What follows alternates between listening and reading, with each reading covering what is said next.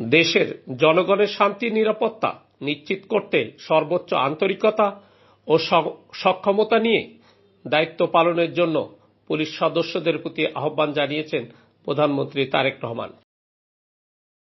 বিসমিল্লাহির রহমানির রহিম।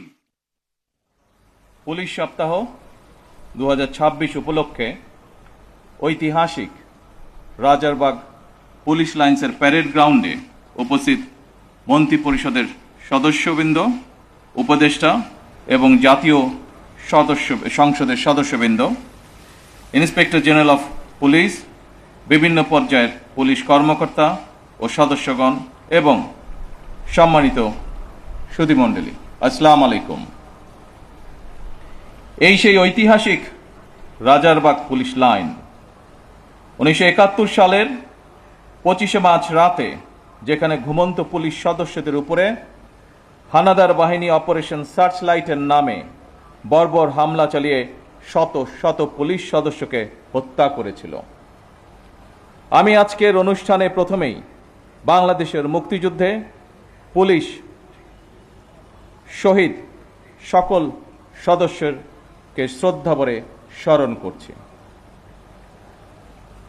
শুধুমাত্র স্মরণের মধ্যে দিয়েই আমাদের দায়িত্ব শেষ হয়ে যায় না। বাংলাদেশের স্বাধীনতা অর্জনের জন্য যে সকল শহীদ পুলিশ সদস্য আত্মত্যাগ করেছিলেন, যে কোনো মূল্যে সেই স্বাধীনতা রক্ষা করা আমাদের পবিত্র দায়িত্ব। এই বাংলাদেশে আর কোনো ফ্যাসিবাদ স্বৈরাচার যেন পুলিশ সদস্যদেরকে দেশ এবং জনগণের স্বাধীনতার বিরুদ্ধে ব্যবহার করতে সক্ষম না হয়। স্বাধীনতার প্রথম প্রহরেই পুলিশের রক্তে রঞ্জিত এই মাটিতে দাঁড়িয়ে আসুন আজ আমরা আবারও নতুন শপথে অঙ্গীকারবদ্ধ হই। একদিকে বাংলাদেশের স্বাধীনতার পক্ষে চট্টগ্রামে মেজর জিয়ার উই রিভল্ট, অপরদিকে ঢাকায় রাজারবাগ পুলিশের মরণপণ প্রতিরোধ। এরপর স্বাধীনতার লড়াই থেকে বাংলাদেশের স্বাধীনতাকামী মানুষের পিছিয়ে থাকার আর কোনো সুযোগ ছিল না। তবে মুক্তিযুদ্ধকালীন প্রজন্ম থেকে শুরু করে আজ পর্যন্ত, অর্থাৎ মুক্তিযুদ্ধ পরবর্তী প্রজন্ম, আমরা যারা ইতিহাস পড়ে কিংবা বীর মুক্তিযোদ্ধাদের প্রত্যক্ষ অভিজ্ঞতা শুনে মুক্তিযুদ্ধ সম্পর্কে জেনেছি, তাদের মনে মুক্তিযুদ্ধকালীন ইতিহাস নিয়ে এখনো কিছু প্রশ্ন হয়তো রয়েছে। 1971 সালের উত্তাল মার্চে জনগণ যখন স্বাধীনতাকামী মানুষের মনে টান টান উত্তেজনা, এমন পরিস্থিতিতে তৎকালীন পশ্চিম পাকিস্তান থেকে যখন ঢাকায় প্রতিদিন হাজার হাজার সৈন্য জড়ো করা হচ্ছিল,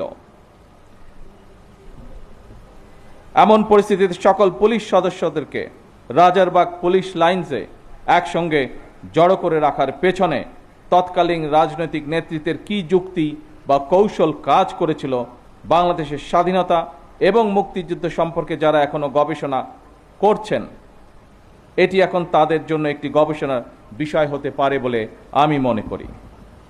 উপস্থিত পুলিশ কর্মকর্তা এবং সদস্যবৃন্দ, আনন্দঘন আয়োজনে এতক্ষণ আপনাদের বর্ণিল প্যারেড সকলে উপভোগ করেছে। আমার কাছে এটি শুধু একটি আনুষ্ঠানিকতা মনে হয়নি, বরং এটি ছিল পুলিশ সদস্যদের শৃঙ্খলা, আত্মমর্যাদা, দায়িত্ববোধ এবং সুন্দর ভবিষ্যতের দিকে দৃপ্ত পায়ে এগিয়ে চলার অবিচল অঙ্গীকারের বহিঃপ্রকাশ। দীর্ঘ 1.5 দশকেরও বেশি সময় ধরে ফ্যাসিবাদ বিরোধী আন্দোলনের সংগ্রামের ধারাবাহিকতায় 2024 সালে ছাত্র জনতার এক রক্তক্ষয়ী গণ অভ্যুত্থানের পরে দেশের স্বাধীনতাপ্রিয় গণতান্ত্রিকামী মানুষের আকাঙ্ক্ষার প্রতিফলন হচ্ছে জনগণের রায় গঠিত বর্তমান সরকার। বছরের পর বছর ধরে অসংখ্য হামলা মামলা শিকার, নিপীড়িত, নির্যাতিত অধিকারহারা মানুষ। বর্তমান গণতান্ত্রিক সরকারের সময় শান্তি এবং নিরাপত্তা চায় জনগণ।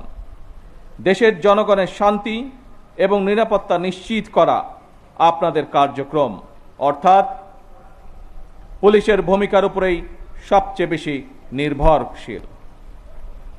আপনারা জনগণের জানমালের নিরাপত্তা নিশ্চিত করতে সাধ্য এবং সামর্থ্যের সবটুকু দিয়ে চেষ্টা করবেন। এটি আপনাদের কাছে বর্তমান সরকারের প্রত্যাশা।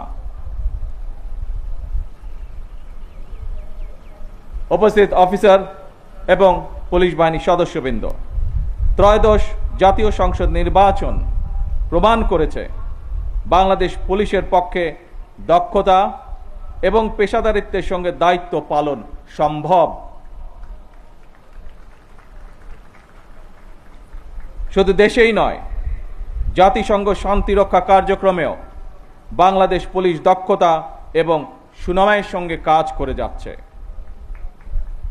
বিশ্বের বিভিন্ন দেশে শান্তি প্রতিষ্ঠা, আইন শৃঙ্খলা রক্ষা এবং মানবাধিকার সুরক্ষায় আমাদের পুলিশ সদস্যরা পেশাদারিত্ব, সাহসিকতা ও মানবিকতার উজ্জ্বল দৃষ্টান্ত স্থাপন করেছেন। জাতিসংঘ শান্তি মিশনে নারী পুলিশ সদস্যদের ভূমিকাও আন্তর্জাতিকভাবে প্রশংসিত হয়েছে। সুতরাং শুধু বিদেশেই নয়, দেশের জনগণের সঙ্গেও পুলিশের মানবিক আচরণ প্রত্যাশিত। এই অনুষ্ঠানে, এই পর্বে কিছু সময় পরেই আমি কল্যাণ প্যারেড অনুষ্ঠানে আপনাদের সঙ্গে যোগ দেব। সেই অনুষ্ঠানে সারা দেশের পুলিশ কর্মকর্তা এবং সদস্যগণ অনলাইনে যুক্ত থাকবেন। সেই অনুষ্ঠানেও আপনাদের সঙ্গে আমি আরও কিছু বক্তব্য উপস্থাপন করব। এই প্যারেডে অংশগ্রহণকারী পুলিশ এবং র্যাবের যেসব কর্মকর্তা এবং সদস্যগণ নিজেদের দক্ষতার প্রমাণ রেখেছেন, যারা এমন একটি মনোমুগ্ধকর আয়োজন সুন্দরভাবে সম্পন্ন করেছেন, আপনাদের প্রত্যেককে ধন্যবাদ এবং অভিনন্দন জানাই।